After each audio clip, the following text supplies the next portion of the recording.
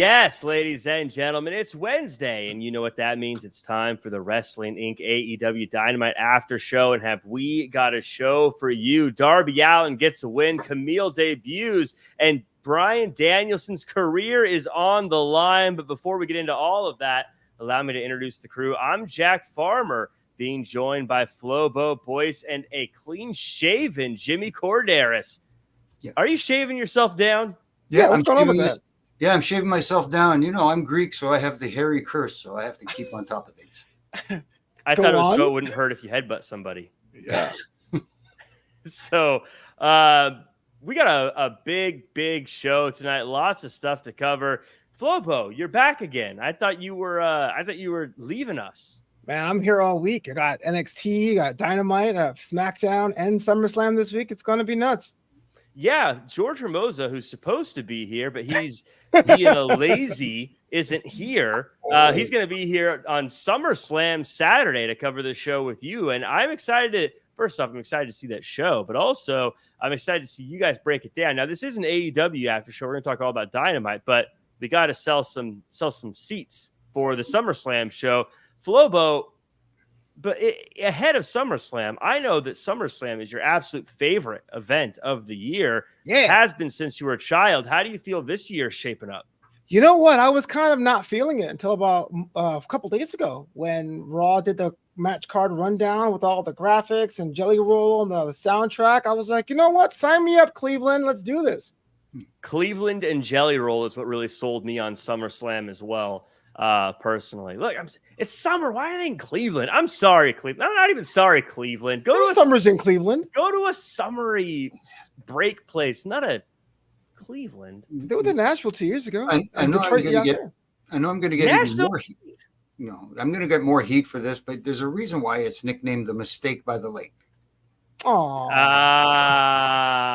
that's an anti-American propaganda. Nope. Shots fired. Listen, I agree. Cleveland. I mean, look, that's a great place for some of the other events, but summer should be in a summery place. But we got I guess if it's good enough for Drew Carey, it's good enough for SummerSlam. Yeah, it was in Detroit last week. That's a summery place. Is Drew Carey our measuring stick these days? He's a Hall of Famer. Is Drew Carey our measuring stick these days? Fair enough. Okay, we'll say Miz then. How's that? Miz is from Cleveland. Is Miz the measuring stick? Well, what's the measuring stick? After Monday night's Larry David explosion, yes, it is now. Well, we got a lot of stuff to talk about, and I promise we're going to talk about AEW, but we had some WWE-esque news that happened here on around AEW, I should say. Wrestle Talk published a photo of Shane McMahon meeting with Tony Khan. And Jimmy, there have been rumors abuzz about whether or not Shane McMahon could partner, team up, join, however you want to say it, with AEW. At the very least, they're chatting. What do you make of all this? I don't know what to make of it yet. I mean, it's a fascinating proposition. If Shane McMahon were to agree to terms and come into AEW in some form or fashion, whether it's a behind-the-scenes role, on-screen role would be fantastic. Can you imagine? The internet would explode with Shane McMahon showing up on AEW television. But I just find the timing interesting because rumors have been flying for a little while now about Shane McMahon and the possibility of him joining AEW. And this double secret meeting at the Dallas airport that mysteriously found its way online. Was it by accident? Did somebody stooge it off? It almost feels like this was done on purpose. I will say that from what I saw reported is that it was not done on purpose, but Flobo, I feel like right away, Tony Khan's got to know who leaked it. The guy who took the picture, or girl who took the picture. I mean, who took the picture? Like that. That's who's in trouble here. They showed it to somebody. Yeah, absolutely. Is someone going to be like, don't tag me on socials, bro? I mean, come on. Look, I do think it was not staged, but I think it was kind of a thing where it's like, I don't mind it. I think the talks are on the back end. I don't think Shane McMahon's going to show up. I think it's more of a business deal. So why not leak the photo? Joey Image says, would be interesting if nothing happens and the pic was leaked just to create buzz. I don't know if that really helps in any way. I don't know if this gets them enough buzz to really do anything, but not a sustainable one anyways.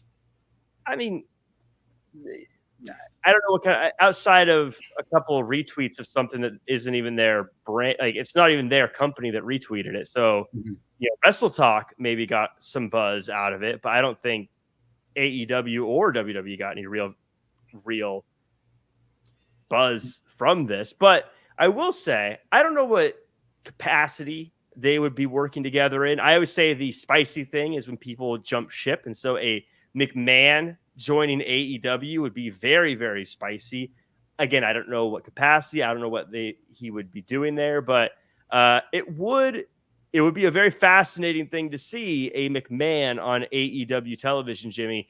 Mm-hmm.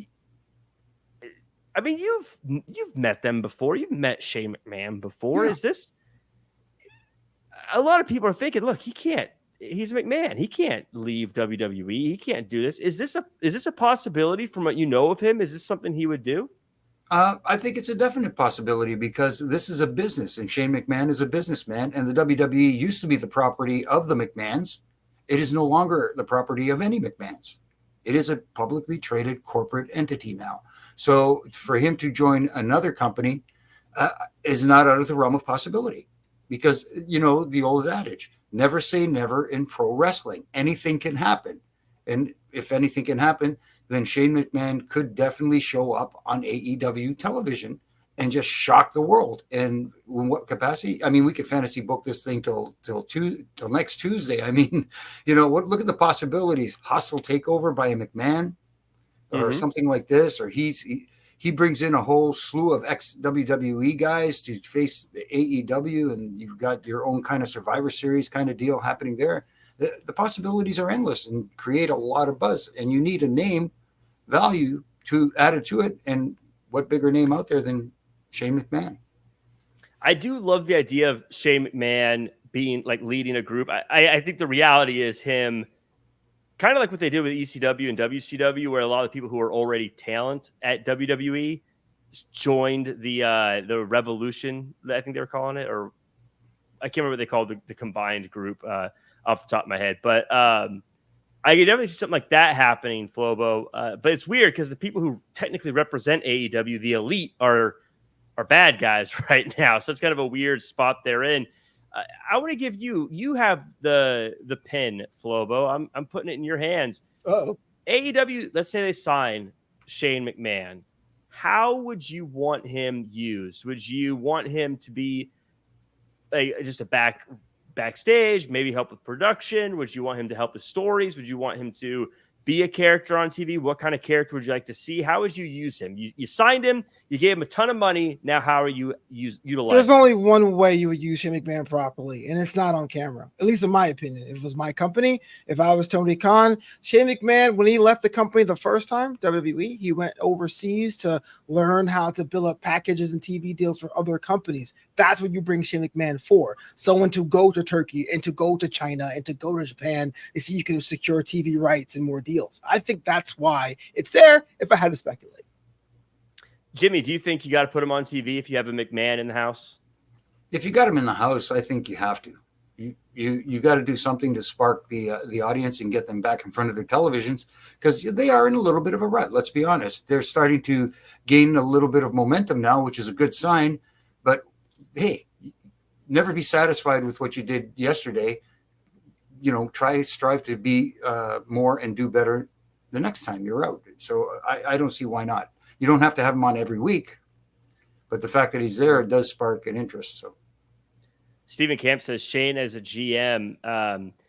I do think if you got to have him on TV at least a little bit. I think Flobo's on the right path of like the what he'd really do is be someone who helps along with the production things, but you got to do, if you have him there, you got to put him on TV at some point. I actually do think him stepping in as a general manager, not as someone who's on TV every week, but similar to how I always say William Regal was on NXT, where not on all the time, but every now and again came out, said something, did something, made something official, whatever the case is.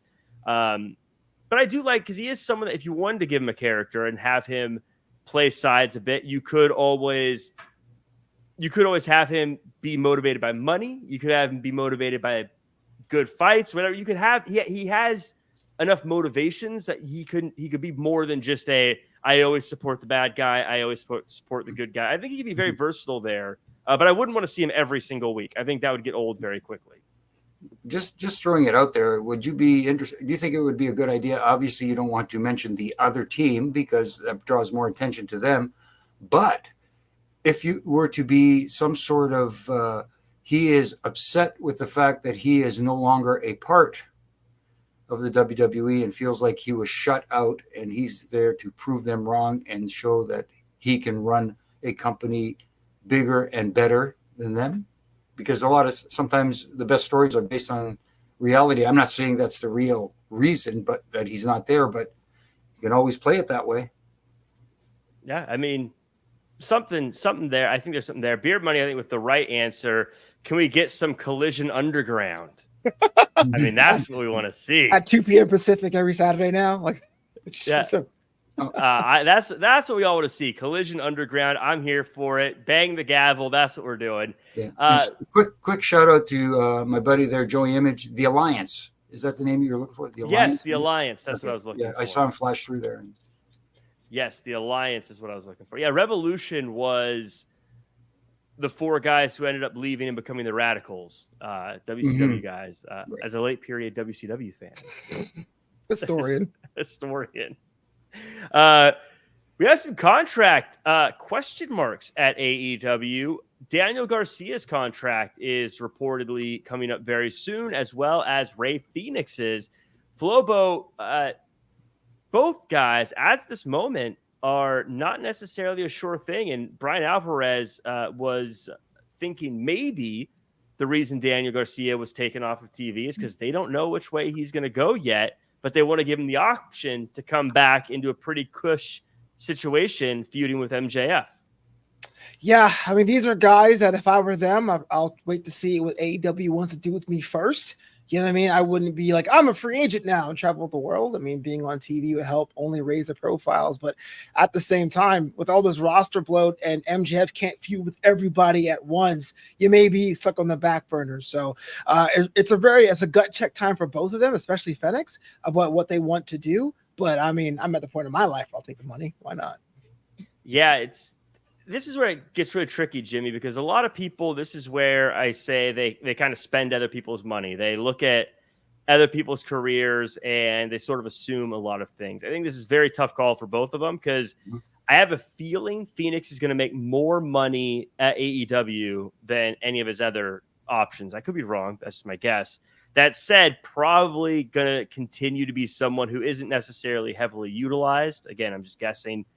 And Daniel Garcia, I think it's very easy to say, if you're an AEW fan, stick with AEW, have a program with MJF, become a big star. It's also very easy to say, go to NXT and suddenly main event WrestleMania. But in both of those cases, it's not necessarily a guaranteed thing. Both companies wildly stacked with talent already. Yeah, absolutely. Nothing is a done deal. And they have to figure out what they want in their careers. Do they want to stay? Like you said, there's only so much room in AEW. They've got so many talents under contract and only a limited amount of TV time for everybody. They can't. It's impossible to get everybody enough TV time, especially right now. Yes, they have their ROH brand. They have some other stuff on their streaming services, but as far as television, that's where you get your most exposure to wrestling fans. Yes, the hardcores will stream everything. You can't stop them from doing that. And we talk about options now outside of AEW and WWE have never been better than they are right now, when you can explore the indies and actually basically write your own ticket and, make the appearances when you want for your price and sell your merchandise and do all that. It works for a lot of guys, but it's not going to work for everybody. So, you have to weigh your options. And someone like a Daniel Garcia, who is a talented individual, Does he want to wait for that spot next with MJF whenever that happens down the line? And sometimes when you wait a long time, something they have planned for you gets forgotten. Happens all the time. Right. I've seen it last minute where the paper gets torn up right there in Gorilla, and they say, nope, we're not doing this right now. But it's up to them. It's their own decisions. Phoenix also a very talented individual. I'm not concerned with them finding work. It's just a matter of where they want to end up and for the right price for them. Yeah, Flobo, I guess on this, this is a situation where I would hate to be in this spot because nothing is guaranteed, no matter what anyone tells you in this world, unless you're like Hulk Hogan and you get the creative control, brother. But again, I think both sides sound on paper really great. You can, both of them sound good. And I feel like no matter what happens, he's going to end up second guessing. This is a tough situation for someone like Daniel Garcia. And I lean into Daniel Garcia because there's really more news on him as far as like what information we have. Phoenix, it just says his contract is up soon. That's about it. Where Garcia, they clearly have a story for him, and they're clearly saying, we want you. But yeah, I don't know. This is tough, man. I don't know this is a tough call. If you're if I was Danny Garcia, I mean, you had these stories before where you're in the main event. It wasn't like they're promising you a chance. You've gotten chances. You've seen what creative looks like. If you want to, you may have to bet on yourself and go elsewhere. But at the same time, though, you're still young enough to say, look, I can stack my paper with a semi-regular gig and build my presence online that way. The rules have changed so like fluidly, you can go either way. Yeah. I don't know, man. I hope you make the right decision, Daniel Garcia. Like I said, I feel like the people who are watching on are going to say he should go to insert whatever company they personally prefer. But as just from a business, trying to think of it as a real job standpoint, yikes, this is tough call. But I'm rooting for you. I've always said I'm a big Daniel Garcia fan. I think he's going to be a massive star someday. So I hope it works out one way or the other for him. Speaking of MJF, he has a match announced. It's going to be a champion versus championship match at Rev Pro against Michael Oku. Jimmy Korderas, Michael Oku. I don't know if you've seen his stuff. He is very talented individual. And I had the honor of calling a couple of his matches, ring announced one of his matches. And funny enough, I'm throwing to you because Michael Oku and I happened to be staying at the same hotel WrestleMania weekend, which was right across the street from you. But, wow. So funny little coincidence there. America's championship getting defended overseas. Does that make America a world champion? No, yeah. I don't think it makes it a world champion. But as far as Michael Oku goes, I met him here in Toronto at a local show here just recently. Really nice guy, really pleasant guy, nice guy to get to know. Obviously, you know him because you've met him, but he very talented. I wasn't familiar with his work until I watched that show here in Toronto, and I said, you know what, this guy can go. Yeah. And we already know that MJF can do many different styles and work with many different people. I think they're going to have a heck of a match. It's just curious to see because they were playing it off as if MJF is still champion when this match comes off. And Michael Oku's title is not on the line during this match, but MJF's will be. And if he isn't champion at the time, they're still going to have the match anyway. So it's kind of like it's a little confusing there, but still, you have a presence like MJF going over there. That's a big deal, and it's a big feather in their cap, and it's only good for Michael Oku to be seen, just to be in the same ring with an MJF because he's got that much star power and get some eyes on him. Sorry, I keep cutting you off, but to get some eyes on Michael Oku too as well. I just wanted to say that I agree with you in that I think that it really shows it's a real vote of confidence for Michael Oku also because MJF probably gets to choose whoever he wants to whoever he wants to have a match with at this point. And going across the ocean to have a match with somebody it's not like, hey, I was in town anyways. Like, this is a pretty big deal. And I think it shows that MJF and probably AEW really have their eyes on Michael Oku. But Michael Oku, like you said, Jimmy, just a really good dude. Like, I'm really rooting for him personally. If anyone hasn't seen him yet, go seek out his stuff. Rev Pro, Flobo, Michael Oku, a UK wrestler. So that means you got to love him, because I know you, like myself, I'm a big fan of the UK wrestling scene. Favorite style ever, the UK style. And MJF is somebody, well, you'll know that I am a hater of MJF, but the fact he's able to put his title on the line, or at least compete across the world, to be international with it, shows you're willing to work on the craft. So I have to respect that. So it's going to be a banger, my friend. Danny Cochran says, all right, Jack, between you and Jimmy, who was the better hotel? We literally had this conversation.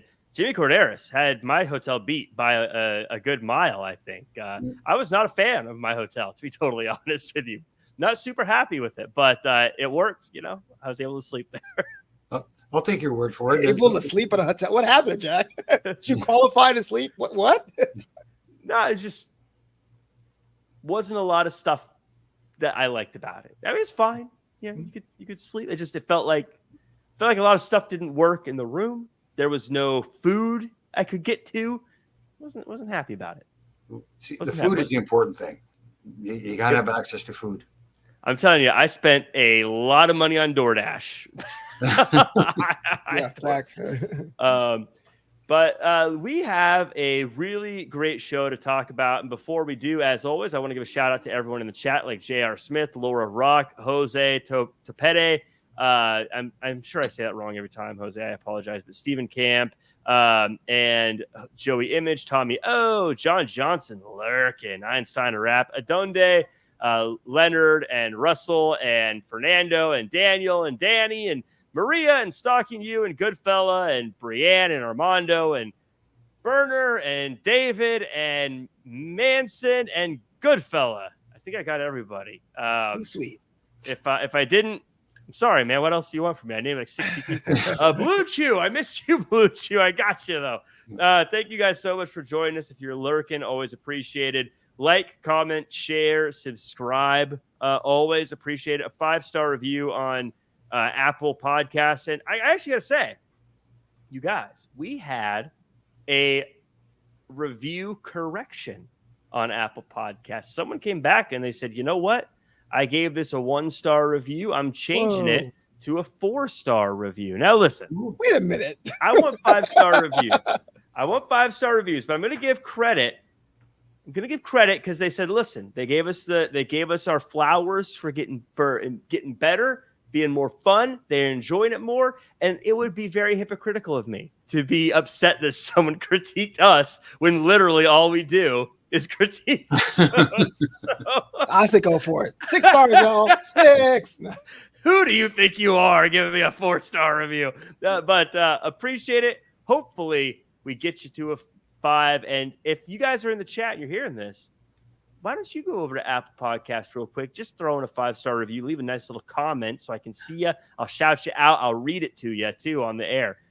Let's talk about this show. I enjoyed it. It was chaos. It was violence. And that's my kind of show. We start with America's champion coming out adorned in the colors of our great nation, MJF. He talks some smack before Ospreay chases him off and says that MJF isn't worthy of being an international champion. So MJF brings out Lance Archer, and it's a classic bruiser of a matchup showing how tough the good guy is. After the battle, Will Ospreay gets the win. I should say after the battle, MJF attacks. Before MJF can do too much damage, Kyle Fletcher runs out, chases off MJF, cuts a promo, and we'll get Fletcher versus MJF next week for the championship. America's championship. A lot of stuff happened here to kick off the show. As I say, I like chaos and anarchy.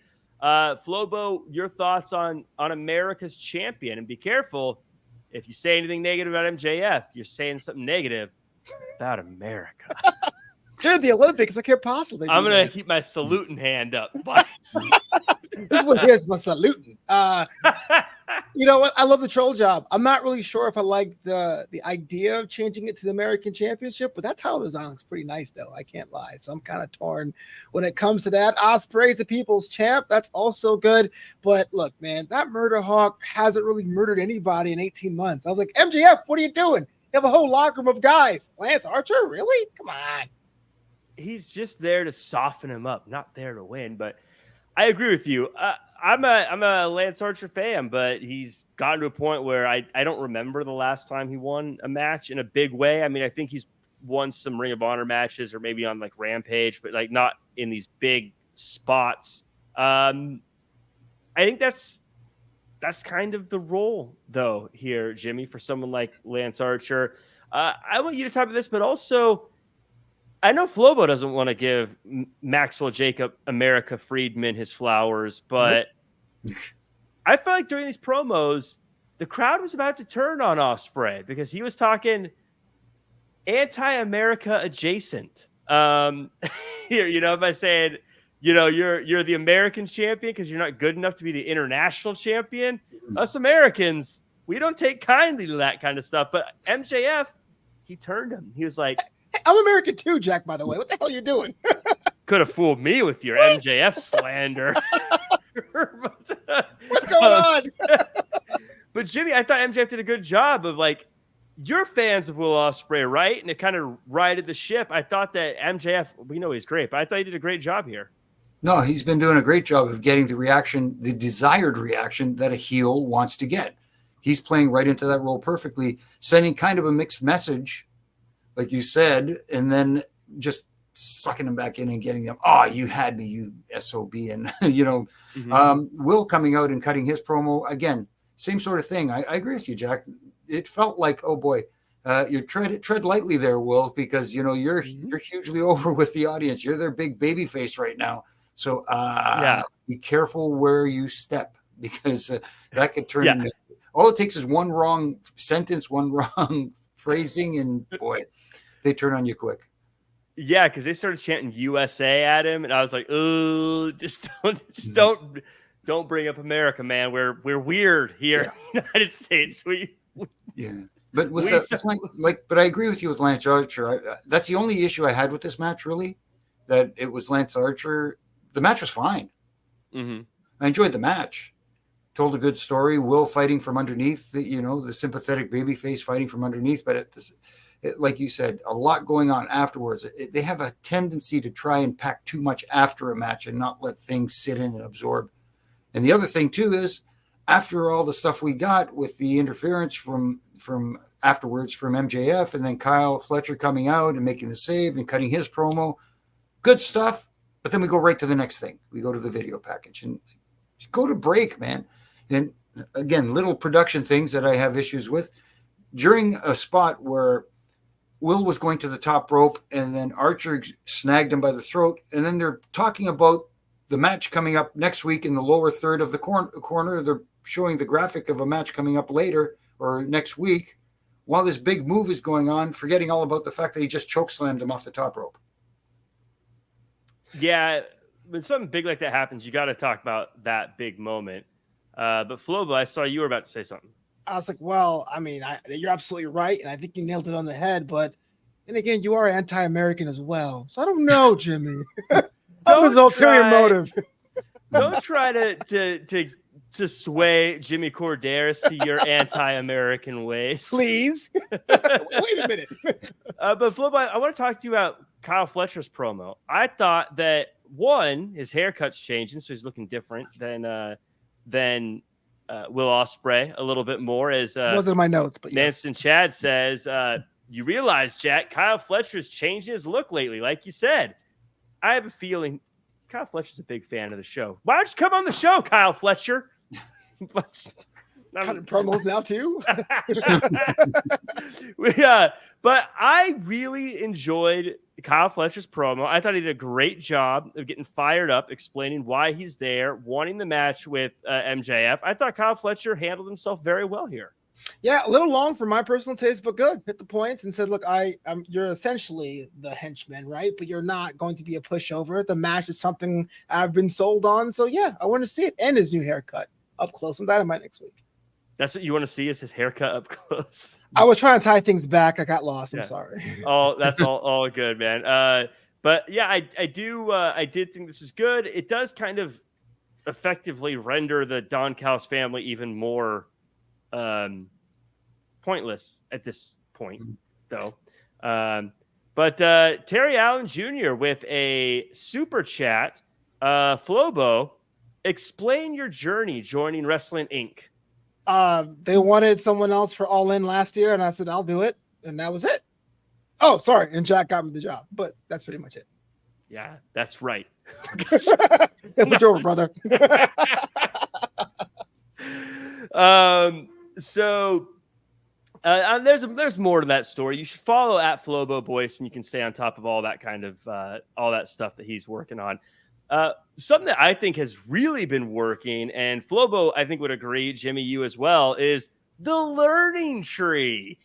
It's 102 days of being the FTW champion. 100 is big, but 102, as the Redwood says, is just incredible. They have some tasty cake, and next week it's Shibata versus Brian Keith. Jimmy, any takeaways from this one? No, standard Jericho. Got to get my TV time in. Hi. The line, though, that I liked was, usually these cakes end up in somebody's faces, not tonight. I would have liked the little pratfall where at least it fell on the floor. Didn't land in somebody's face, and Jericho gets hot because it's on the floor. Or something along those lines. But it was, the standard fare for him every week. Wait, hold on. The cake did jobs, so you're taking out the scene? Wait a minute. The cake went over? I'm sorry. I like the scene. I liked it. Could be worse. He could have been fruit nibbling. So, what in the world?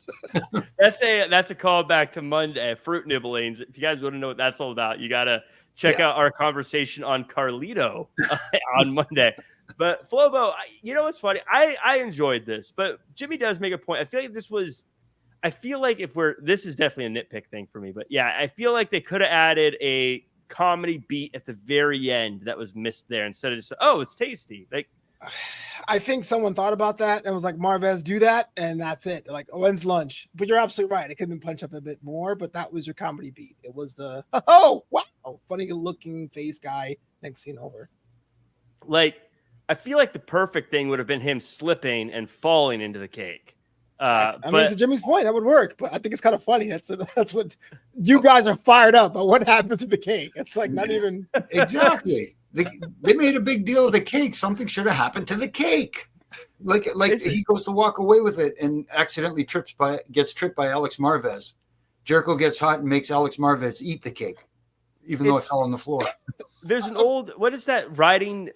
Chekhov's gun. Chekhov's gun. Yeah. If you're going to mention the gun's got to go off. If you're going to mention the cake, someone's got to go face first in the cake. I just imagine you guys like getting up out of the living room and be like, oh, for the love of Pete. And just be upset. Just walk out. The cake. Tony Khan, I know you're watching the show. I want to know what happened with the cake after it went off air. I want answers. Next Dynamite. Tell me what happened with the cake. I want the cake back next week in a sit-down interview with Renee Paquette to answer these questions. Okay. My theory is that it's supposed to be a reference to the Monet cakes. Every time she won a title, she got a cake. That's his cake for winning the 102 days. That's supposed to be the humor, but that was missed. Oh yeah, they definitely would have needed to have talked about that if that was the case. They did. Listen. Maybe he could have even just been like, ugh, this is like, and said like, ugh, apple cake or something. I don't know. Some fruit cake, I guess, something. I'm just nitpicking, but now it's funny because how absurd it is that we're mad about a cake. Yeah, you are. But it worked because look how much we're talking about the damn cake. In the chat, let me know what kind of cake it was, in your opinion. Chris Statlander and Willow Nightingale have a match as a CMLL Eliminator matchup. Old rivals go at it. Comes down to Statlander using the chain and getting the win. She attacks Willow after the match, and now Statlander gets a title shot because she won the match, not because she attacked afterwards with the chain. Flobo, this is a great rivalry between two people who have a lot of history. Starting to feel like it needs another story beat, though. Absolutely. I thought it was done. I thought it was over. And I know it's a new title, so technically it's a different chapter, but I do think we've been here before. And it's a shame because both Willow and Chris Statlander are good dance partners, but I want something else. Jimmy, what do you have any takeaways from this one? Other than, of course, the ending didn't work for me. It fell kind of flat because the distraction always takes too long. And when it takes too long, it doesn't work. I'm sorry, It doesn't work. When a heel cheats to win, it's got to happen quick and fast. And having the referee stand in the corner for 30 seconds while you're trying to get the chain in the right position to use it behind the referee's back. I mean, it's one of those. Yes, I nitpick about those little things with the referee distractions and enforcing rules, but I can't help but unsee those things. They're glaring for me. But the match, the match was fine. There's nothing wrong with the match. I wish they would have come up with something different for the finish. It felt like something was supposed to happen when Willow was grabbing Stokely also, because she was like doing that for a really long time. And then like nothing happened. And then she turned around and she got hit, but it felt like she was waiting for something to happen and it didn't happen. I like this whole thing. I feel like I've seen Statlander get the chain and use it on Willow specifically, or try to use it. I feel like I've seen this situation multiple times now. And I'm ready for them to both go their separate ways. I don't really understand what more we need to get out of this, but we are going to get at least one more match for the CMLL championship between them. So this was probably the biggest moment of the night in many ways. Bryan Danielson comes out and says that his full-time contract ends tomorrow, but he's going to give everything to win the title at All In. Swerve comes out and says, you liked kicking heads until they started kicking back, and the title isn't an achievement award. It's for who the best is. Danielson says if Swerve can beat him, he'll never wrestle again. This is on top of a Fightful Select report that Danielson is sort of dealing with some injury issues, and that AEW doctors have put restrictions on Danielson leading into the show, with said restrictions preventing Danielson from participating in angles or matches he had planned previously. Regardless, while Danielson is banged up, it was noted Danielson has long been planned to be at the Wembley main event, and it appears there was never consideration of removing him from the spot. Though later he does say he's going to have a match with Jeff Jarrett next week, so we'll see where that is. Jimmy, this was, in my opinion, a fantastic promo that sold me a ticket. How do you feel about it? I love the promo. I love what Daniel Bryan had to say. I love what Swerve came out and basically was heel. If I'm not, he was, clearly, if you want to divide lines and who the babyface was and who the heel was, all the deliveries that he had and all the shots he took at Bryan Danielson, I almost did it again. Bryan Danielson was classic heel. All the jabs he took, all that stuff, But the one thing that confused me, though, is he mentioned that his contract expires tomorrow. He promised his 7-year-old daughter that he was going to quit wrestling. He promised his family that he's not going to sign another wrestling contract again. Yet he puts his career on the line at Wembley, even though he basically stated that his career is pretty much done. Well, that kind of threw me off a little bit. Yeah, you can manipulate and say, yes, if he does win the title, then he can continue until he finally loses that title. But it just made me think, okay, explain that to me and say that, look, if I do win the championship, which I plan on doing at Wembley, I will continue to defend this title. That wasn't ever stated. So my takeaway from it was, and Joey Image said this part was weird by Danielson. My takeaway from it was that he wasn't wrestling full time and that he'd still do sporadic dates going forward. But if he loses, there will be no sporadic dates and that he will be done, and that will be his last match. Right. So, Flobo, do you agree with this? Do you agree that was weird? Do you think it's clear? Am I wrong in my assumption? Because at the end of the day, I guess it is technically an assumption. And do you like that he put the career on the line from a story beat standpoint? Streak versus career will always streak versus career. Wow. Career versus title. See that? Streak versus career from 1.6. Career versus title will always work. And I'm on board with that. And that's a stipulation that you can go either way. I'm with Jimmy though. It did seem weird where it's like, it expires tomorrow, but 3 weeks from now, I get a title match. To me, sounds like you'd have to extend your contract, which is another contract, which defeats the purpose of what you said. But I'm willing to put that aside because the match on the docket is that big. You got the world champ. You got someone that everyone loves, generational talent. He could have bumbled through that promo and it still would have sold. So I'm okay with it after all. I thought, go ahead. Sorry, I have a question for both of you now because the discussion came up for Saturday's pay-per-view. This is another discussion a little early for All In. Which match closes the show? Is it Bryan Danielson and Swerve or is it MJF and Will? Oh, it's got to be Swerve and Bryan Danielson. Yeah. Well, we would hope. It's got to be. The world champion, 1 and 2. If Bryan Danielson loses, it's the thank you, Bryan, or Danielson. I don't know. Yeah, or it's. I mean, that's what I said. That's what's great about it is I feel like no matter what happens, it's a historic moment. Either we get a new champion, Bryan Danielson, that's huge, or Swerve retires Bryan Danielson and ends his career. That's a big moment one way or the other, and that's why I say it's something that really kind of sells me a ticket, especially. This is where good booking pays dividends as you look at Sting. And I see how they sent Sting off and how well they did that. Now it pays dividends because now I think back to how they did that and I go, well, now it's Bryan Danielson's turn. I can't miss this opportunity. This might be my last chance to see Bryan Danielson have a match. You know, it makes the ticket really something that you want to see, or at the very least the pay-per-view, something you want to see. I saw some people on Twitter. They were upset. Like, why would he put the title on put it on the line as well, the career and whatnot, since he already had the title match?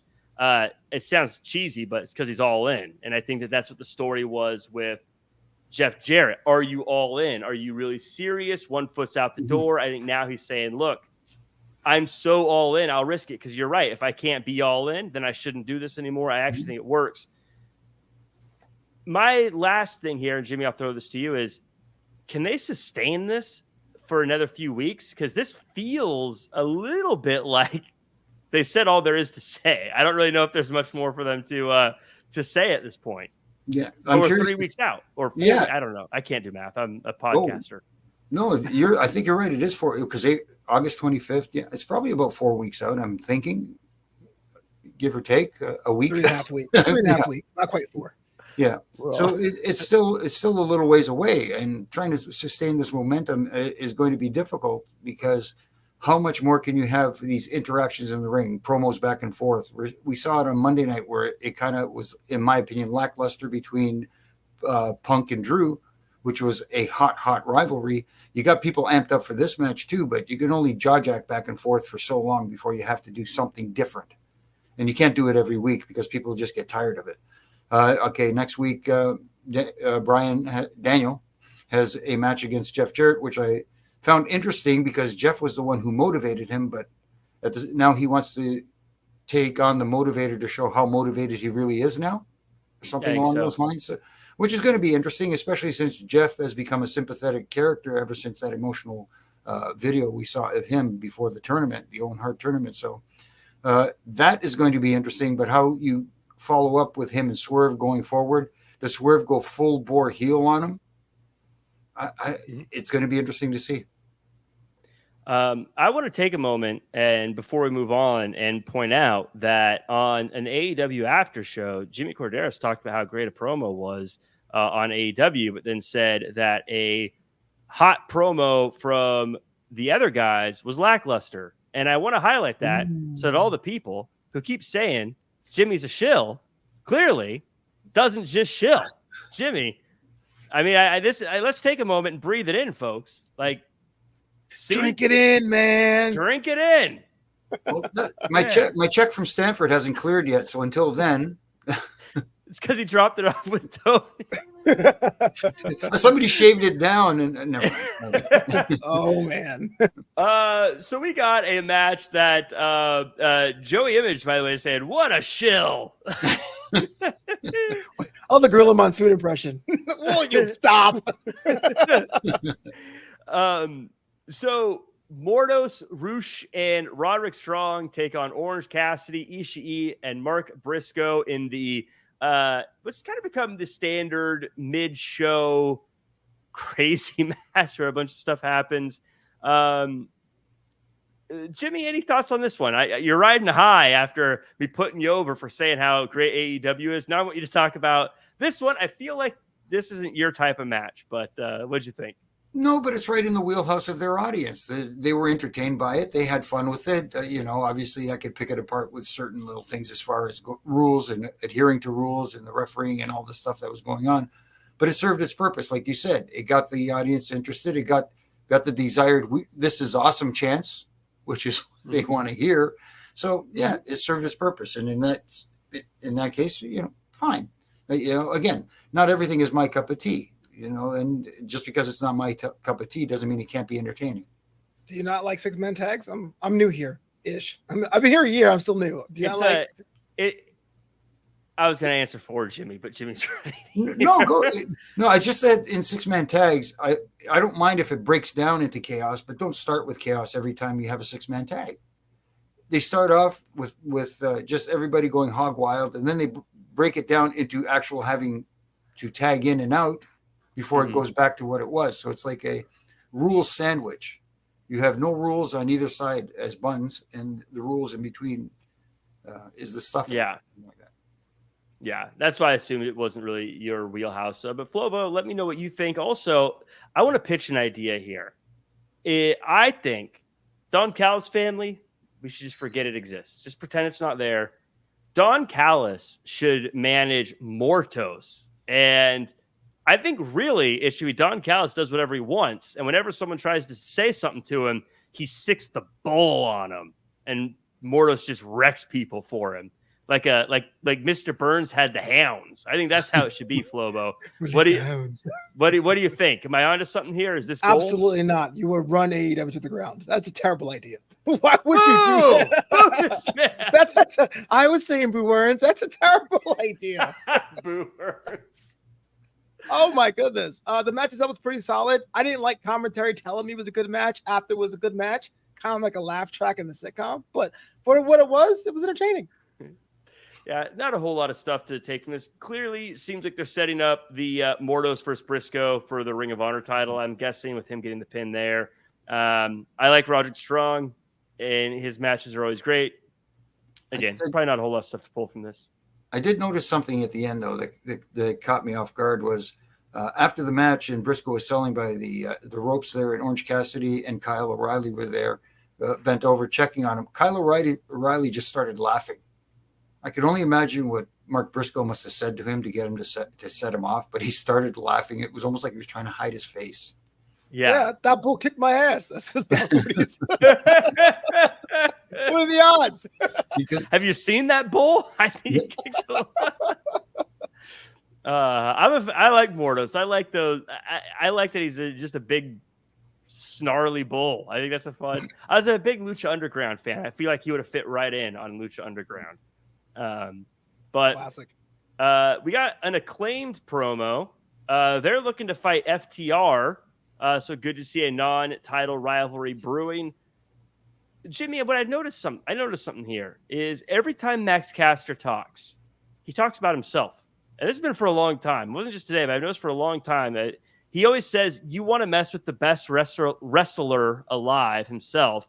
He says, you want to mess with the MVP of Blood and Guts. He always talks about you're messing with me individually, but then Anthony Bowens and Billy Gunn, they always say we are a great team. The Acclaimed are a great team. And this has been going for this is a very long time. This isn't just today. Do you think there's something there, or does Max Caster just try to put himself as the center of attention here? No, that's very interesting. I really didn't catch that. So I'm being perfectly honest here. That's a good catch by you there, Jack. And I get one every now and again. It's one of those deals where is it intentional or it's just the way he phrases his promos, and that's how it is. But I wouldn't mind if it did lead to something, and maybe down the line somebody says something like Billy Gunn, who's the senior statesman in the elder statesman in their group, saying, dude, we're a group here. Stop talking about yourself. You hear your partner say we, you hear me say we. We're a group here. It's not all about you, or something like that, and get something started there, because we've had a lot of stops and starts with the Acclaim, and they're mildly over. They're not like where they were a while back. So maybe this is something refreshing that they could do to kind of ignite something. Who is? Flobo, is the Acclaimed, again, you got the pen. Do you keep that? Do you reheat them up and bring them back to tag team prominence? Or do you blow it up and make Billy Gunn the world champion like I've been calling for 2 years now? This is why you're the worst booker ever. Stop doing that. Quit it. No, I would reheat them. Not now. I still think they're very valuable as a property.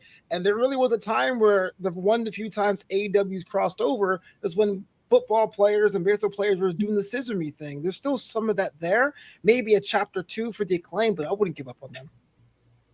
Could we have them be a tag team and Billy Gunn still be the world champion? No, Jack. No. Tell me you don't see Billy Gunn in the ring and think he could wreck everybody in that ring. I've never seen him in the ring and not thought this guy couldn't just kill everybody. Give him the American Championship, the New Jersey Championship, something. Don't give him the World Championship. Oh boy, check please. Come back, take me with you. Billy Gunn, world champion. In the chat, Billy Gunn, world champion. Are you here for it? No, I'm not here, there, or anywhere for it. Exactly. I love Billy Gunn, but no. You need to leave, sir. Billy Gunn, I still believe in you. Joey Image says the New Jersey Championship. Might as well. On the shore. They got one, Joey? They might as well. Stalking US 2 emoji, so I think that means yes to Billy Gunn as world champion. Inside of Rap wants to see Billy Gunn versus Okada, as long as the world championship's on Tokyo the line. Dome, baby. 7-star Billy Gunn. Let's do it. Mariah May, I'm a big Billy Gunn fan. I'm not even. I noticed, Jack. I'm an ass man. Come on. You didn't love us. They should pay $1 billion to get I'm an Ass Man for his theme and have it play. Billy Gunn versus Shane McMahon. Yes, let's do it. Stop. Oh man, don't say that. That's mean. Mariah May, she's talking to Renee Paquette, and she says that Tony gave her everything and taught her that this business will eat you alive, but now it's Mariah's time to eat. And Tony says that All In will be the romance of a bloody lifetime. Jimmy, thoughts on that? I thought this was great, but I also felt like we're 4 weeks away and we're already kind of trying to figure out how we're going to use our time. Yeah, I like what they did last week where they teased the music, and Mariah May was teasing that Tony Storm was coming out and made it look like she wasn't coming out, and she got everybody. I wish they would have done that for a couple of weeks. Just every week, keep doing it. And then a week or two before Wembley, have her do it. And then that's when you do what they did last week. I thought that would have been the perfect moment for it. Build it up. That being said, I thought Mariah May was very entertaining in her role tonight in her interview with Renee. I thought she had a good visual in the way she presented and what she said, because a lot of times it's not about what you say, but how you say it. And I thought the way she said it was very, very in a calm tone, very, very laid back, but still sounding enough, a little bit evil at the same time. I like it. Flobo, I've got another booking question for you here. All right. You can give me your thoughts here on the whole presentation, and you can also tell me how you changed your mind about Billy Gunn. But what I want to know is, not change my mind. Let's say something happens to Toni Storm and she decides to change the era, change the decade in which she is a movie icon. Which decade of movies would you like her to start emulating if she could no longer do old Hollywood? Absolutely. Late 60s, Honey Rider, Dr. No, James Bond. Wow. I thought about this. You have had this queued up. Jimmy, late 60s. Do you agree? That's a good one. I do like that. But for me, yeah, you're going to laugh at me. Grease is the word. You know what I mean? I could almost see a little boardwalk and a little bit of grease lightning. Yeah, a little grease lightning. Musicals. What the? I was thinking 80s. She could do like the big hair. She could do the like all the cool looks of the 80s. Come on, that'd be great. That'd be awesome. But I guess we could go with your guys' ideas. We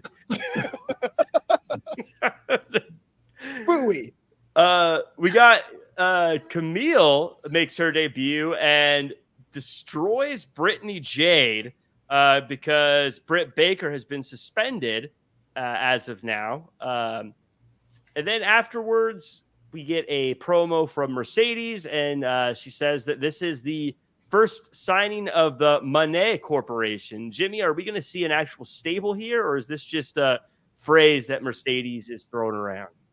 I'm hoping it's just a phrase because there are too many stables right now. There's too many multi-person groups. I like it better if she just keeps Camille as the heater for her, and that's it. I agree. I'd keep it on the smaller end here. As far as the group, I wouldn't have like a group here. Flobo, one-sided matchup here. Brittany Jade clearly had a rough night. But if this was your first time seeing Camille, if you'd never heard of her before she debuted, and this was the first match you saw of her, did she do enough to get you to say, I want to see more? Yeah, I'm like, why are you hanging out with this other person's talking for you? You can beat someone up pretty handedly. Didn't have to say a word. What's your motivation? So to answer your question, absolutely. I was rooting for Brittany Jade so hard, like, run, girl, get out of the ring, please. You got a family. Tuck your chin. You know, Camille is a machine. It was great. You don't know that she has a family. I mean, just say you do. She may let you go. Get out of there. It was so the opportunity is always great for people to be there. I know they get beat up, but it is a good opportunity. But there is that part of you that when they first say her name, you're just like, oh no, get out of there. It's Brittany, like girl, what are you doing? Like watching a horror movie. Get out of the house. Get out of the brick house. Ad. Oh my gosh.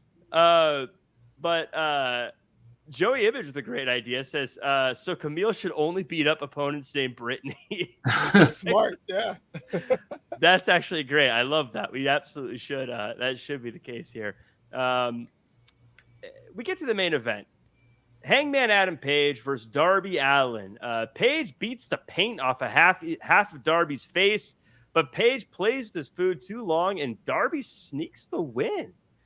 Flobo, I was kind of surprised by this. I thought about it a little bit longer, and I guess I get it. But what are your thoughts on the match and any takeaways from the outcome? I think Page needed to win this one. I don't know about you, but the aura of not having his original theme music, something seemed to be a little bit off. Not saying in a bad way, but if there was a game rating, he would drop 10 points since his return. But losing to Darby Allin quite like that, you don't really recover from that. Adam Cole had that issue 2 years ago. It took him a long time to get back into being the Adam Cole baby we know and love. And you don't take losses like that against Darby Allin. So yikes. Jimmy, I agree is in the sense that at first, Page is hot right now. He's got the new music. He seems mysterious. He's kind of a badass. He's beating the tar out of people. But Darby does have a title match coming up where Adam Page has no match. In fact, Darby has 2 title matches coming up technically. So he can't just take a loss. But at the same time, I was like, man, I know Page looks strong, and I know it was kind of a roll up, but this hurts if you're a Hangman Adam Page fan, and I am. Yeah, too soon for him to eat a loss, that's for sure. And I get what you're saying, Jack, about Darby Allin having a couple of title matches coming up, so he needs a win. But there's nothing wrong with – there was a moment in the match that made me cringe. You can only imagine what it was with the steel steps. The fall-away slam into the steel steps made me like just when you see something like that devastating, I don't have a problem with the referee just jumping out of the ring, checking and waving it off, saying, no, this can't continue anymore. It doesn't do any harm to Darby Allin. Yes, we know he's been hit by a bus. He's jumped off of like skyscrapers or whatever the heck he's been doing. you got to stop trying to make him look like an invincible Superman that doesn't die. He's not a comic book villain, a comic book superhero. And that's what they're trying to build him into, that could overcome anything. And him coming back from that and other devastating maneuvers that were done during the match, for me, that's where you lose me. I want to have sympathy for this guy. And every time he bounces back from something like that, I just sit back and go, I see something devastating happen to him. And I go, it's okay, because he's going to come back from it. No big deal. And then you get that finish with the roll-up. There's a time where a roll-up finish works and a time when it doesn't, where it feels like you're just trying to get out of the match. And that's what it felt like to me in this case. Yeah, we had a chat here from Tutgraph says, some got to win, some got to lose. I don't think Adam Page should be in a situation where he could lose. I get you want to give us a big matchup. I do not like to see Adam Page Adam Page should be blowing through people. He should be beating people up. He should be indestructible. If you wanted Page to have a match here, he should have faced somebody else, or Darby should have faced somebody else if you wanted him to get the win.